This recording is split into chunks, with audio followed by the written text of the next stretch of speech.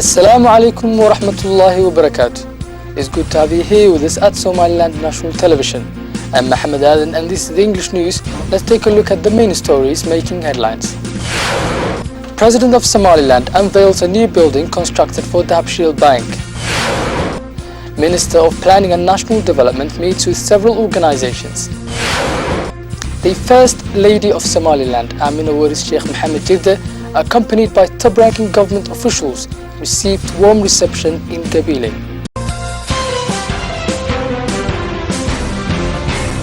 President of Somaliland, Ahmed Mohamed Mahamoud Silanio, unveiled a newly constructed compound for Dabshil Bank. The president was accompanied by several senior governmental and non-governmental officials.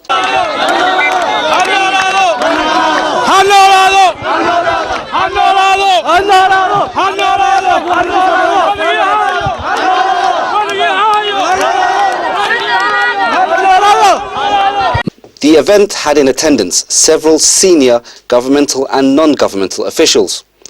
After arriving at the scene for the opening ceremony to commemorate the opening of the Dabshil Bank International, the President of Somaliland, Ahmed Mohamed Mahamoud, took a tour of the compound. The directing manager of Dabshil and members of the Dabshil Group provided the opening remarks at the event, where they expressed gratitude towards the participants of this ceremonial event. The President of Somaliland, Ahmed Mohamed Mahamoud, officially unveiled the new bank, where keynote speakers from both governmental and non-governmental agencies stated the developmental nature of this modern international bank and the major role it can play in regards to national development, especially in regards to Somaliland's future socio-economic development and prosperity.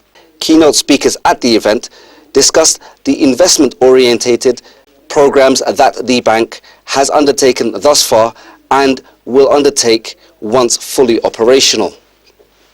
The bank is expected to play a major role in national development and can guide the way forward for social prosperity.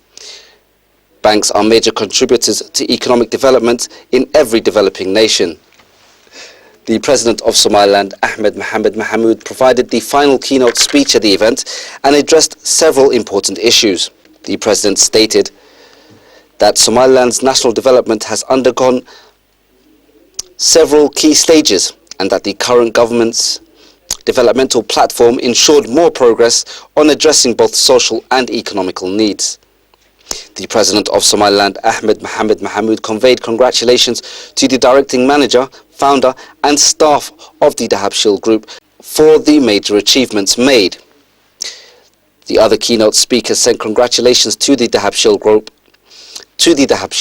of the magnificent achievements made regarding the establishment of this international Islamic bank. The First Lady of Somaliland, Amina Waris Sheikh Mohammed Jirde, accompanied by top-ranking government officials, received warm reception in Gabile. The First Lady of Somaliland, along with cabinet ministers, the presidential spokesman and the Director General of Somaliland National TV, Mr. Qadar Ali Gas, attended a meeting with cooperatively organized by the educators and governor of Gabile region. This meeting, which held in the hall of local government in Gabile, was discussing the developmental funds in the region. Speaking in the event, the Somaliland First Lady underlined various issues, including the vital role of educated youth in Gabile, and highlighted that Somaliland President Ahmed Mohamed Mahamoud Silanio officially recognized Gabile as a region. On the other hand, the Ministers of Finance, Industries, and Minister of Education and Higher Studies collectively spoke on the practical progress made by Somaliland government in Gabile region. Somaliland Minister of Finance, Abdulaziz Mohamed Smale, told that the government is busy in the ongoing developmental progress in the country, while the opposition figures are busy in the allegations of the government. A three-day training workshop co-implemented by Ministry of Justice and Ansam Human Rights has been opened in Hargeisa, in which custodians will be trained for protection of human rights principles. A representative is speaking on behalf of Human Rights Organizations spoke regarding the training workshop, and she stated, the opening of this training today in collaboration with the Ministry of Justice. We agreed to plan this training so that we can make sure that the custodial corps is equipped with enough knowledge to protect and promote human rights. At the end of the 3 days, we hope that everyone here will get the knowledge, enough knowledge, and will be really keen to go out there to protect the dignity of every human being. Thank you very much, and hope you enjoy this 3-day training. Chief of the Custodial Corps, Mohammed Farah Hirane, speaking at the event, stated that the training workshop is designed to focus on protection of human rights by the custodians and commended the Custodial Corps for the major steps taken in protecting the rights of inmates in prisons across Somaliland. Minister of Justice Hussein Ahmed Aidid, speaking at the event, also stressed the underlying necessity of protecting human rights, as preservation of human rights principles have been the cornerstone of Somaliland's constitution. The Minister of Justice urged the custodians to grasp opportunities and pay heed to the lectures being provided regarding the protection of human rights. Minister of Planning and National Development, Saad Ali Shire, held a meeting at his office with representatives of several organizations and government institutions. The meeting was designed to focus on achievements made regarding the regional development plans. Minister of Planning and National Development, Saad Ali Shire, speaking at the event, stated that the meeting was designed to focus on regional development plans and the achievements made ever since the plans were put in place. The minister, speaking on a number of key issues, stated, we are supported by many organizations as the ministry and also as the government. All of them deserve to say, thank you. They deserve our appreciation. The Minister of Planning and National Development provided honorary certificates for the local and international organizations, as well as the government officials who participated in the regional development plans that have been put in place by the Ministry of Planning and National Development. The Director General of the Ministry of Planning and National Development, Abdirashid Ahmed Guled, provided an exclusive interview to SNN TV.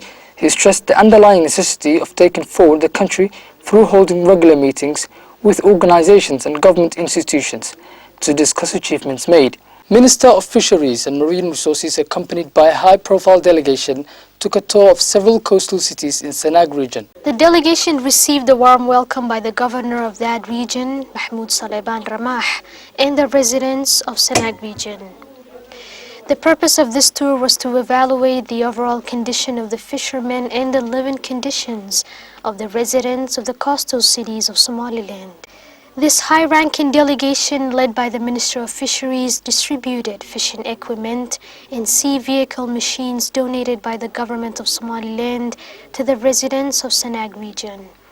During his tour, Somaliland Minister of Fisheries cut the ribbon of 4 developmental projects implemented in Maid district, where he also laid the foundational stone of a new headquarters for the Ministry of Fisheries in Sanag region. Minister of Fisheries expressed his thankfulness to the warm welcome they received by the people of the coastal regions of Somaliland, and further explained that his delegation is implementing the Somaliland Fund alongside a number of huge developmental projects. Officials of Sanag region expressed their thankfulness to the equipment donated by the government of Somaliland to better progress the living conditions of the coastal cities and underlined the importance of developing the regions on the coastal areas of Somaliland. An event held in Sheikh Mother School designed to focus on female enrollment and the role it plays in providing equal educational opportunities for the co-studying students at governmental and non-governmental institutions. The event had in attendance several dignitaries, teachers and students. Alan Deg, speaking on behalf of Sheikh Mother Secondary School, provided the opening remarks at the event. He stated that female enrollment at both private and public schooling institutions is a necessity due to the government's platform toward providing quality education for the students. Adan Deg complimented the laudable efforts of SOS, an organization which undertakes awareness programs on the necessity of female education. Salaban Ismail Mohammed, a representative of SOS organization also speaking at the event, he stated that female education is a necessity for development of this nation, since female education can build a brilliant future for every developing nation. The Deputy Chairman of Education for Morodijeh pointed out the ongoing collective efforts and aimed at enhancing female enrollment for both public and private educational institutions. The Deputy Chairman stressed that female enrollment has increased recently due primarily to aggregated steps taken by the Ministry of Education, parents and schooling institutions. That's it for this edition of the English News. Thank you for watching. You can catch us at the same time tomorrow. Until then, Assalamu alaikum wa rahmatullahi wa barakatuh.